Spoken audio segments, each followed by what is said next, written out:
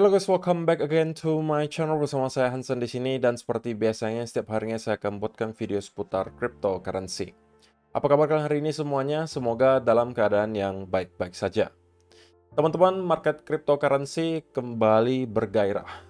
Kita pada akhirnya melihat Bitcoin mendapatkan relief rally yang sebenarnya telah kita expect selama beberapa hari terakhir dan kita sekarang telah berada di area $63.000.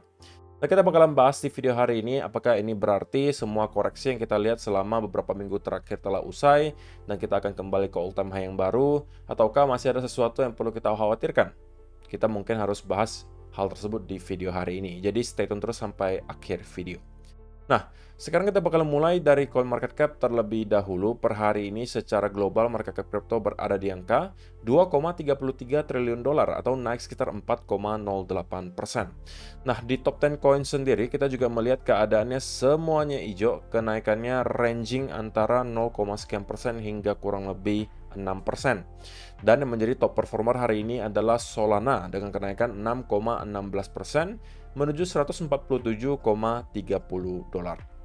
So, itu adalah outlook sementara dari beberapa top coin yang ada. Sekarang kita langsung saja masuk ke beberapa data dan berita terbaru hari ini.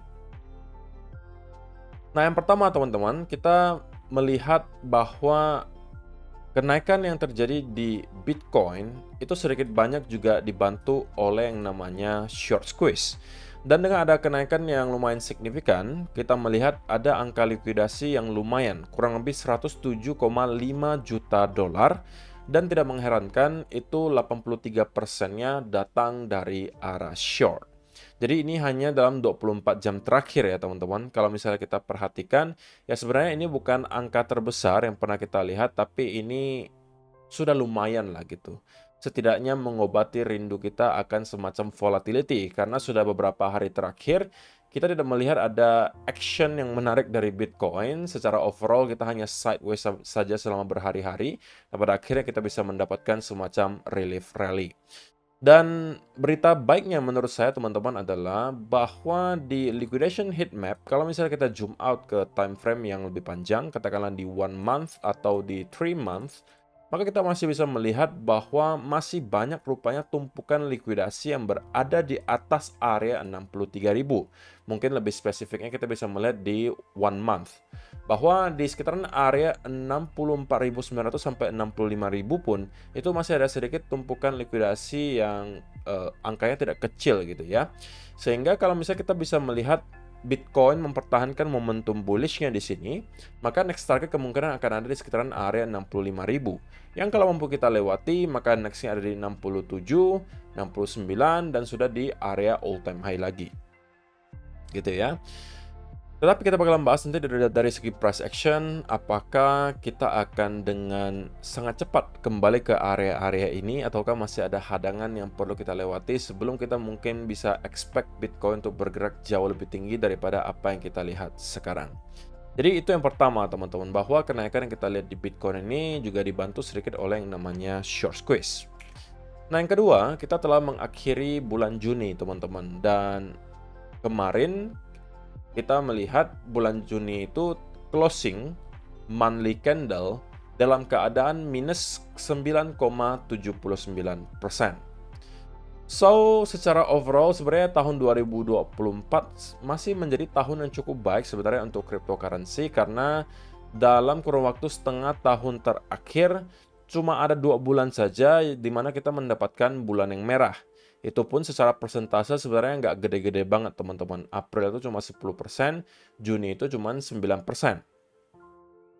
Dan kalau misalnya teman-teman lihat di tahun-tahun sebelumnya, bulan Juli itu termasuk salah satu bulan yang lumayan baik lah untuk Bitcoin. Kenapa? Karena kalau kalian perhatikan dalam kurun waktu 10 sampai kurang lebih 14 tahun terakhir ya, 10 sampai 15 tahun terakhir deh kita anggap. Dominannya itu di bulan Juli warna hijau. Terlebih lagi kalau kita bicara soal kurang lebih 5 tahun terakhir ya. Katakanlah kita ambil data dari 2023 sampai 2018 teman-teman. Maka di bulan Juli kita itu mendapatkan ada 4 tahun di sini yang berwarna hijau. dan cuma ada 2 tahun di bulan Juli yang berwarna merah. Dan berita baiknya, kalaupun merah, angkanya tidak besar. Bahkan kalau kita lihat sampai ke tahun 2011 pun, gitu ya. Kalaupun bulan Julinya merah, maksimal itu hanya di angka 12,91%.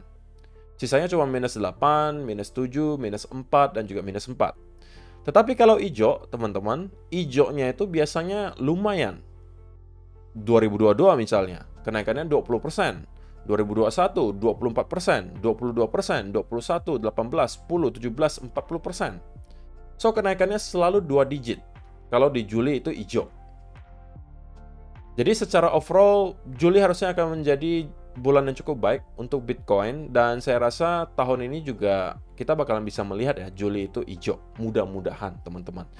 Ya, tapi berita buruknya next month-nya di bulan Agustus bisa menjadi salah satu bulan yang buruk ya untuk Bitcoin. Bisa jadi juga yang terburuk. Kenapa?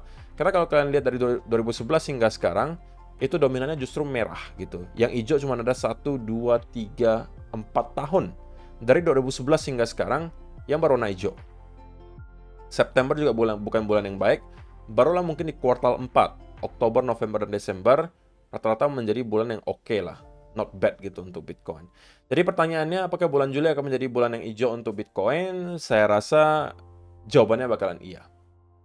Mudah-mudahan gitu ya. Karena untuk bulan ini harusnya kita bisa mendapatkan beberapa naratif. Salah satunya adalah ETF dari Ethereum yang kemungkinan besar bakal kita lihat approve di bulan ini.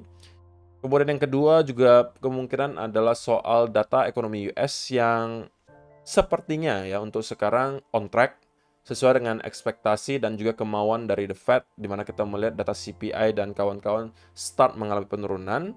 Kemudian unemployment rate mulai merangkak naik, GDP juga mengalami pelemahan, itu semuanya sesuai dengan keinginan. So, mungkin Juli bisa menjadi bulan yang baik selama gitu ya, kita tidak melihat ada selling pressure besar-besaran dari Mt. Gox gitu ya, mudah-mudahan tidak. So, itu yang kedua. Kemudian yang terakhir teman-teman, kita memang melihat bahwa biasanya di bulan Juni itu kita bakalan melihat ada koreksi dan kemudian kita ketemu dengan bottom. Dan di bulan Juli kemudian kita mendapatkan ada rally. Dan ini terjadi di beberapa tahun terakhir ya teman-teman. Setiap kali kita ketemu di Juni itu bottom in June. Kemudian kita mendapatkan ada rally yang kencang di bulan Juli. Di sini juga sama, kita ketemu bottomnya di Juni, rally-nya di Juli. Sama juga di sini, Juni ketemu dengan bottomnya, kemudian kita rally di bulan Juli. Startnya di bulan Juli ya, bukan cuma di Juli aja. Tapi kenaikannya bahkan bisa sampai bulan Agustus kadang. Kemudian di sini juga sama, kita mendapatkan bottom di Juni, kemudian ada kenaikan yang signifikan di Juli, dan juga seterusnya. Teman-teman bisa lihat saja sendiri. Jadi ini juga memperkuat tesis ya, bahwa bisa aja di bulan Juli ini kita bisa mendapatkan bulan yang cukup baik untuk Bitcoin. Sebelum pada akhirnya bulan Agustus kita kembali mendapatkan ya mungkin bulan yang tidak terlalu oke lah untuk Bitcoin. Dan kita mungkin bisa expect akan ada koreksi di sana. So, itulah beberapa data dan berita hari ini yang pengen saya sampaikan teman-teman. Sekarang kita masuk ke chartnya Bitcoin dan saya pengen mulai dari 4-hour chart. So, setelah beberapa hari kita membahas soal peluang relief rally di Bitcoin teman-teman. Pada akhirnya sekarang telah terwujud. Nah, saya nggak tahu apakah ada dari teman-teman yang sempat memanfaatkan setup apapun di sekitaran area di sini. Kalau ada mungkin boleh kasih komentarnya di kolom komentar di bawah. Tapi pada intinya adalah, saya sampaikan beberapa hari terakhir bahwa target terdekat saya adalah area trendline di sini. Yang sekarang telah kita capai target pertamanya, bahkan kita telah breakout dari trendline tersebut, teman-teman. Nah, cuman yang perlu teman-teman ingat adalah bahwa kita ini sekarang belum keluar dari masalah, teman-teman. Oke? Bahwa kita berhasil untuk breakout dari trendline ini, tentunya itu adalah indikasi yang positif, tapi itu baru satu dari sekian yang harus kita lakukan atau kita lihat di Bitcoin sebelum kita bisa mengatakan, oke, koreksi yang kita lihat selama berminggu-minggu ini telah usai, dan kita telah bersiap untuk kembali ke all time high yang baru. Itu masih sangat jauh. Kenapa? Karena teman-teman, secara struktur gitu ya, walaupun kita telah berhasil untuk breakout dari sebuah trendline di sini, tidak berarti garansi atau jaminan bahwa kita akan langsung meroket dari sini. Tidak seperti itu modelnya. Secara struktur, teman-teman, kalau kita perhatikan, kita itu belum berhasil untuk merubah strukturnya dari yang bearish menjadi bullish. Kenapa? Karena area lower high terakhir itu masih di sekitaran area 64.500. So, selama area ini belum berhasil kita tembus, teman-teman, maka secara teori, struktur yang kita lihat di sini itu masih bearish structure. Kenapa? Karena kita masih berpotensi terus membentuk lower high selama area ini tidak kita break. Jadi setinggi apapun kita naik, kalaupun sampai 64, itu pun masih tetap bisa menjadi area lower high. Dan kita tetap masih bisa drop ke bawah. Walaupun sekali lagi teman-teman, kita mendapatkan satu indikasi baik bahwa kita breakout dari sebuah trendline yang telah tercipta bahkan dari awal bulan Juni kemarin sampai sekarang. Tapi itu bukan berarti sekali lagi bahwa kita sudah keluar dari masalah. Kita baru mendapatkan sebuah tahap awal di mana kita bisa melihat bulls mencoba untuk kembali mendominasi. Nah, ini baru percobaan, teman-teman. Nah, kita baru bisa tahu bahwa bulls benar-benar mendominasi itu kapan? Nah, pertama, kita harus breakout, teman-teman, dari area trendline. Itu sudah kita lakukan. Yang kedua, kita harus mampu jebol di atas area 64.500 kurang lebih. Untuk kita bisa mengatakan bahwa, oke, area high low terakhir telah berhasil kita break, gitu ya. Jadi strukturnya secara teori juga telah kita break, struktur bearishnya. Nah, kita bisa flip kembali ke struktur bullish. Yang ketiga, teman-teman. Kalau kita mau lebih confidence mengatakan bahwa koreksi yang kita lihat di sini telah usai, area 67.000 harus kita take out. Karena itu merupakan area major resistance, teman-teman. Major resistance terdekat. Jadi sekarang kita kan bermain di dalam sebuah range ya, teman-teman. Range-nya itu di 72.000, 60.000. Kurang lebih seperti itu. Ini adalah range yang kita lihat Bitcoin telah bentuk selama berbulan-bulan, dari bulan Maret hingga sekarang. Dan kita sampai sekarang masih berada di dalam range tersebut.